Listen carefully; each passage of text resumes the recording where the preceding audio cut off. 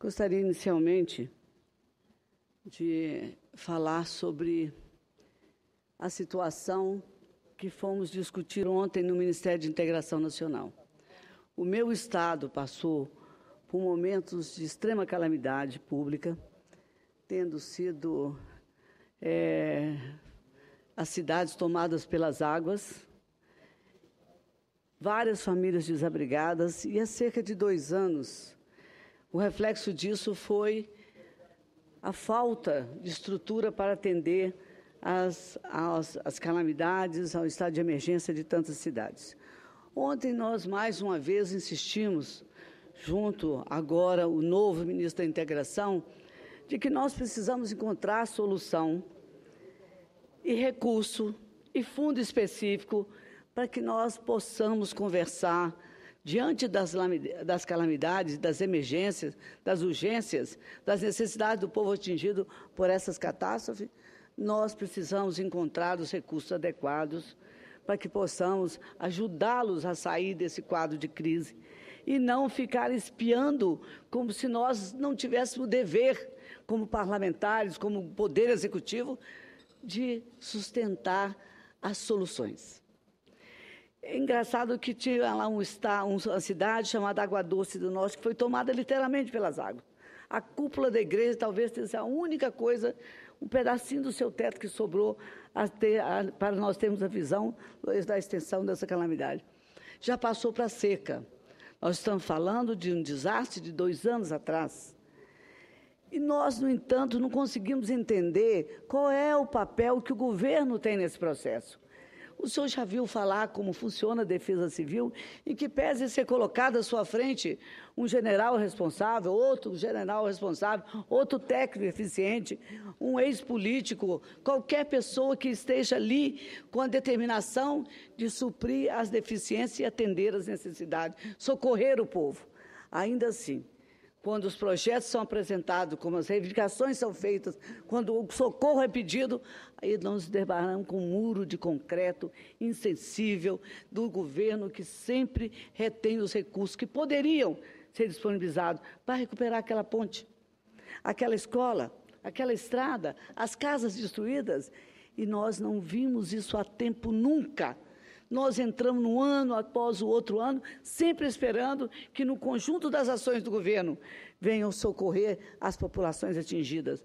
E vi ontem, novamente, sentado ao lado do ministro, com vários municípios, Água Doce do Norte, Santa Leopoldina, Alto Rio Novo, todas essas cidades, olhando perplexa que os seus processos ainda estavam, assim, em análise.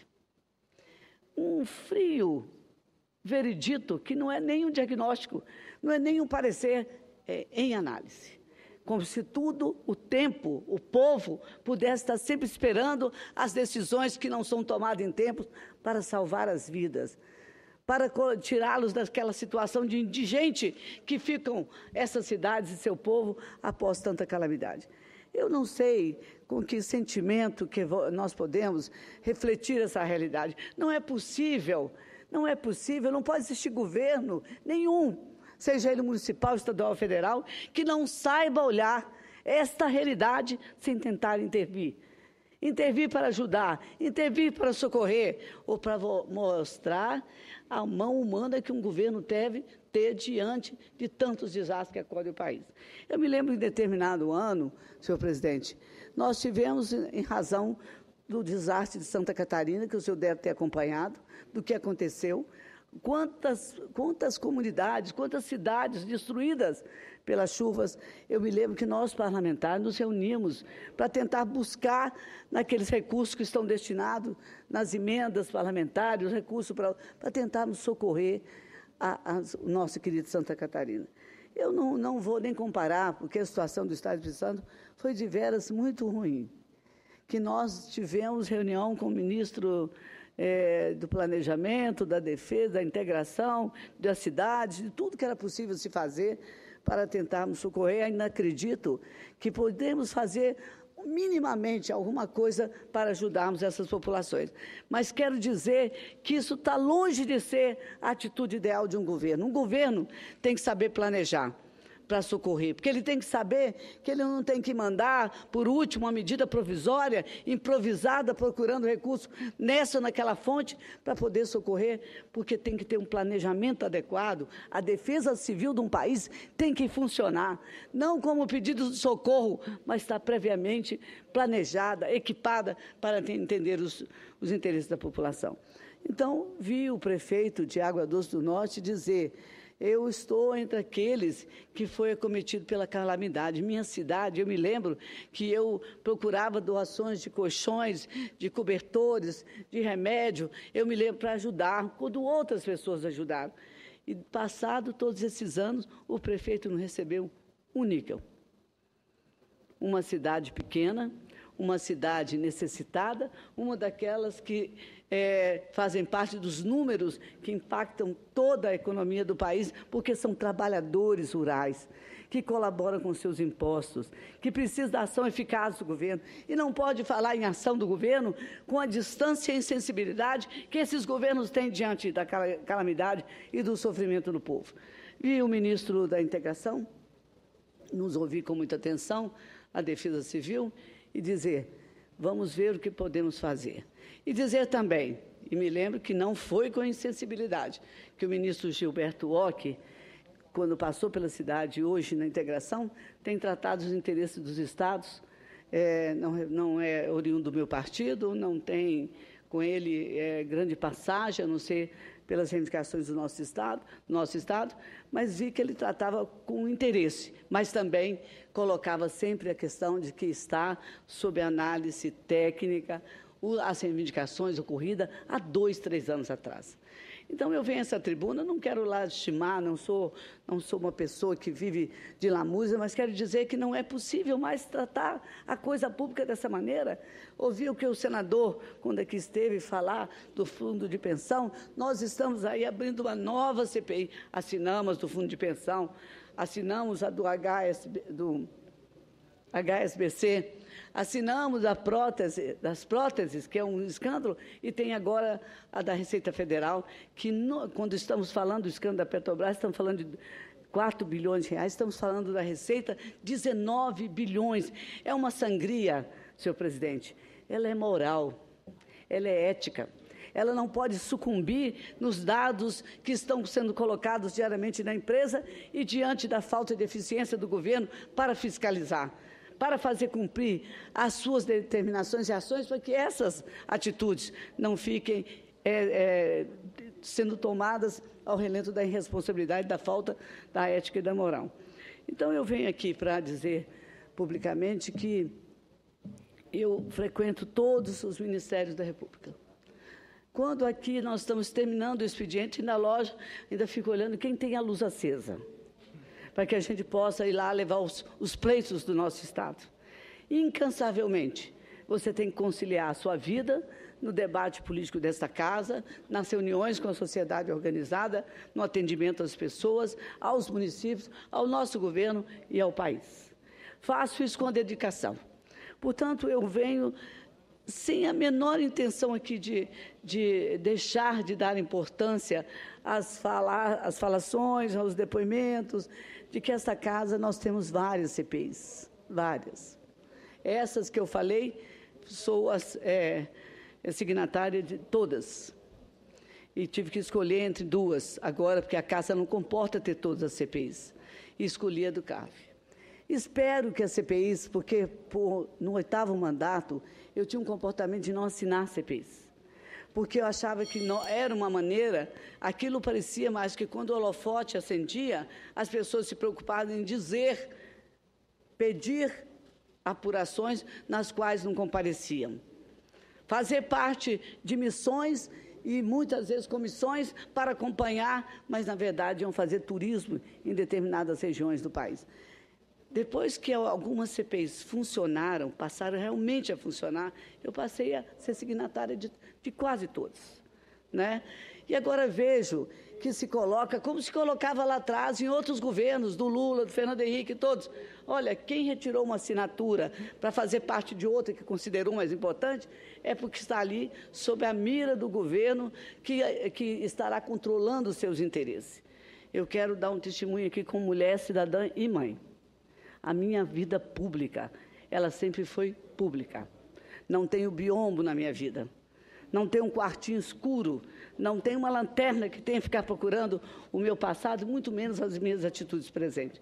Portanto, quando nós, parlamentares dessa casa, que queremos ter atitudes de respeito para com o parlamento, é muito importante que a gente aprenda a respeitar o outro nas suas decisões. Todos que vêm para aqui são representantes legítimos, mas têm um livre-arbítrio da responsabilidade da sua consciência. E eu não deixo de exercitar a minha todos os dias, sempre com o olho na rua, com o olho no próximo e nessa Constituição Federal que eu ajudei a elaborar e sobre ela fiz o meu juramento novamente no início desse mandato. Portanto, eu quero dizer aqui que mais me preocupa as atitudes do governo, flechas lançadas no tempo e na vida desse governo de agora, quando convocam para uma missão, árdua missão, o querido presidente Michel Temer. Eu disse para o presidente Renan que essa era a bala de prata. Eu não sei se o presidente Michel Temer, o vice-presidente, conseguiu dormir, tamanha a responsabilidade que lhe foi dada. Não é papel de um homem só. É o papel de um conjunto de personagens hoje no comando desse país. Não adianta delegar ao mais prudente, ao mais responsável, vamos dizer, ao mais histórico parlamentar, como é o caso do nosso vice-presidente Michel Temer, uma missão de fazer uma articulação política quando pares do próprio governo não a desejam. Tenho medo. E medo é uma palavra que frequenta muito raramente o meu dicionário da vida. Tenho medo que alguns que não desejam o sucesso pelo seu próprio governo, porque não há como esconder que existem sequelas políticas dentro do próprio PT, como se refletem no próprio governo, que não querem a sucessão boa desses fatos, não querem o êxito da tarefa que foi incumbida ao presidente Michel. Da nossa parte, nós estaremos ajudando, reconhecendo que o seu esforço não será pouco, mas esse é um caminho sem volta. Não poderá ter fracasso, não poderá ter, por acaso, um minuto sequer de omissão, de fraqueza. De maneira nenhuma, esse é o caminho que não terá volta e é a última bala de prata lançada pelo governo. Que desejo consiga fazer o ajuste necessário para o Brasil. Que desejo aprenda a palavra política no seu dicionário, a boa política, não a de troca, de barganha, de submissão, de acostamento. Essa folha encostou na parede. Não tem a folha flutuando, paisagem para se olhar, tempo para se admirar. O povo não quer dar tempo. Nós, políticos, não podemos ter esse tempo. O governo não o tem. Portanto, eu quero de público dizer que vou me esforçar ao máximo para ajudar no que for possível. Que não me ofereçam nenhuma tarefa impossível, como a de votar aquilo que não quero votar, como de abraçar causas que eu não acredito e que venham se desencontrar com as opiniões razoáveis do povo brasileiro. As opiniões, é evidente que no calor dessa guerra que nós estamos, um governo tão recente, é evidente que vão olhar a rua com esse sectarismo que olham, dizendo que tem lado no movimento, que ele está dentro de nós também. Dentro de nós. E não é impaciência. É o tempo que se esgotou mais rápido do que deveria. Vossa Excelência me honra muito com a sua parte. Alô? Senadora Rose de Freitas, quero expressar para Vossa Excelência a minha mais sublime e profunda solidariedade, sobretudo com relação às cheias que acometem o seu estado, o Espírito Santo. Como a senhora sabe, eu sou de Santa Catarina e Santa Catarina também já foi acometida por enormes desastres. E pude perceber no pronunciamento de Vossa Excelência a sua angústia e o seu espírito de grandeza, de ter pouca força nesse momento para poder atender em tempo real a população e as pessoas que estão necessitando de ajuda. Mas posso perceber também a disposição da senhora de percorrer os ministérios, sobretudo o Ministério da Integração Nacional, o ministro também, que eu não tenho relação política, partidária, tenho com Vossa Excelência, que somos correligionários, mas tenho boa impressão do ministro, me parece uma pessoa também altamente qualificada, conhecedor dos problemas do Brasil, e eu quero aqui fazer coro no sentido de que ele possa rapidamente, de maneira objetiva, prestar a solidariedade que o povo do Espírito Santo está precisando agora. De minha parte, ouvindo atentamente Vossa Excelência, Vossa Excelência só cresceu na minha imagem, entendeu? Posso perceber, assim, que o povo do Espírito Santo escolheu a pessoa certa para defender aqui aquele Estado tão promissor da nação brasileira. E conte comigo aqui, que for preciso, conte com Santa Catarina, que já passou por esses desastres, por essas catástrofes, e que eu tenho certeza que disso vai fazer com que o povo do Espírito Santo saia mais forte. Lamentavelmente, esse momento é um momento de sofrimento, de dor, eventualmente até de algumas perdas de vidas que pode acontecer num desastre como esse, mas nós estamos aqui para prestar nossa solidariedade e Vossa Excelência tem a minha solidariedade, eu tenho certeza que a solidariedade dessa casa e a solidariedade dos ministros para atender em tempo real essa triste realidade que o Espírito Santo está vivendo hoje. Obrigado pela parte. Eu agradeço a Vossa Excelência.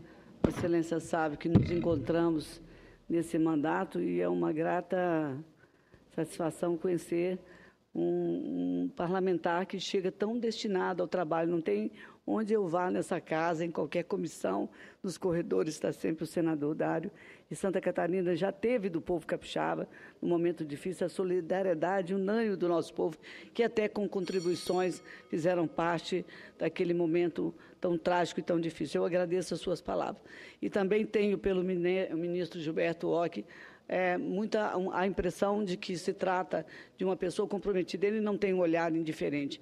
Precisa que o governo o socorra nas suas necessidades financeiras, porque orçamentárias até que existem, mas a disponibilidade financeira não tem acontecido a tempo e a hora. Ele tem poucos técnicos, poucos engenheiros, são 14 engenheiros para cuidar hoje de 2.800 processos que estão dentro daquela casa.